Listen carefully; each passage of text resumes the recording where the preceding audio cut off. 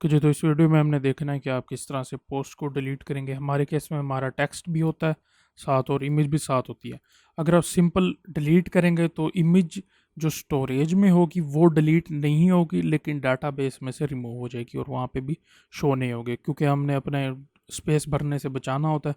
तो इसीलिए हम साथ इमेज भी डिलीट करेंगे। ठीक है, तो सबसे पहले हम सिंपल पोस्ट को डिलीट करने का तरीका देखते हैं। अपने कोड पे आ जाएंगे। सबसे पहले जो है हमने रूट सेलेक्ट करना है, तो मैं रूट्स पे आऊँगा, वेब पे आऊँगा और यहाँ पर जहाँ पे हम पोस्ट करते थे जिससे, तो इसी को ही मैं यहाँ से कॉपी कर लूँगा। ठीक है, इसको पेस्ट कर दूँगा और यहाँ पे पोस्ट डॉट डिलीट नाम रखेंगे। डिस्ट्रॉय मैंने पहले से रखा है, इसलिए मैं डिस्ट्रॉय नहीं रख रहा। यहाँ पे हम डिस्ट्रॉय फंक्शन का नेम कर देंगे और यहाँ पे आके जैसे हमने यहाँ पोस्ट ली थी ना, पोस्ट का मॉडल लिया था, सेम तरीके से हम यहाँ पर भी पोस्ट का मॉडल ले लेंगे और यहाँ पे मेथड अप कर देते हैं डिलीट का। ठीक है, अब ये हमारा राउट सेट हो गया। अब हमने जाना है मॉडल के ऊपर। पोस्ट बल्कि मॉडल रहने देते हैं, अभी हम जाते हैं पहले कंट्रोलर की। पोस्ट कंट्रोलर, ठीक है। यहाँ पे आके यहाँ हम एक और मेथड क्रिएट करेंगे डिस्ट्रॉय का, जैसे हमने वहाँ पे राउट के अंदर दिया हुआ है। ठीक है, बैक रिमूव नहीं करेंगे, इसको ही रहने देंगे।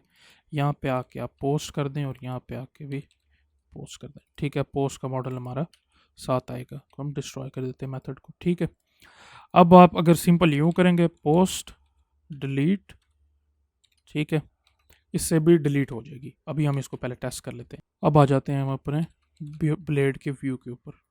ब्लेड का व्यू ओपन कर लेंगे, यहाँ से आके एक और फॉर्म ऐड करेंगे। CSRF क्रॉस रिक्वेस्ट फॉर्डर से बचाना है, तो यहाँ पे पोस्ट डिलीट नेम है और यहाँ पे बाकी सेम रहने देना। आपने मेथड पोस्ट का होगा, CSRF प्रोटेक्शन होगी और यहाँ पे मेथड डिलीट का होगा। और यहाँ पे मैं आके इसको डिलीट लिख देता हूँ। ठीक है, इसको आके रिफ़्रेश करेंगे तो यहाँ पे ये डिलीट आ गया। अब अगर मैं ये वाली पोस्ट डिलीट करूँ तो ये डिलीट हो जाएगी। ठीक है, ये चली गई है। लेकिन यहाँ पर आप एक इशू देख रहे हैं कि Hammer99 अलग अकाउंट है और यहाँ पे Hammer99131 जो है ये अलग है। अगर मैं इसको करूँ तो सारे ये डिलीट हो गई हैं पोस्ट।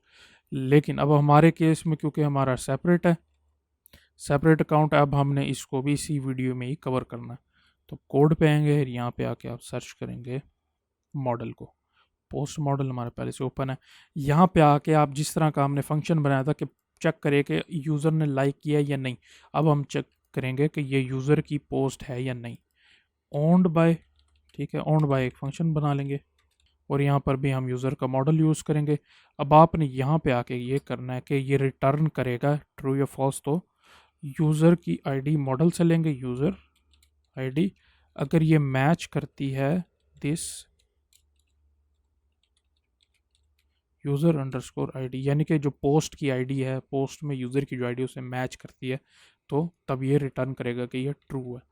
ठीक है, अब आके हमने जो हमारा पोस्ट का कंट्रोलर है यहाँ पे चेक लगाना है। यहाँ पे हम करेंगे इफ़ जो हमारी पोस्ट है ये ओन्ड बाय, यानी कि ये यूज़र रखता है कौन सा, ऑथेंटिकेटेड यूज़र, यानी कि जिसने लॉगिन किया हुआ है, अगर उस यूज़र की है तो तब ये ठीक है। और इसको हम यहाँ से, अगर यूज़र ऑन करता है तो ठीक है, अगर यूज़र ऑन नहीं करता तो यहाँ पे रिटर्न कर देगा एक रिस्पॉन्स, जैसे हमने पहले किया था। यहाँ पे हम कर देंगे नल और 409 अगर वो यूज़र ऑन नहीं करता तो। ठीक है, अब हमें ये लिखने की ज़रूरत नहीं थी, मैं बताता हूँ क्यों नहीं थी ज़रूरत।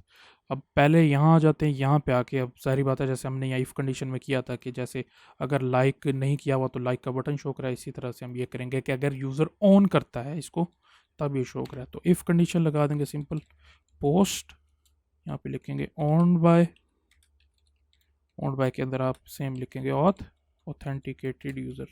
ऑथेंटिकेटेड यूज़र की पोस्ट है तब ये शो कराएगा हमारा डिलीट का फंक्शन।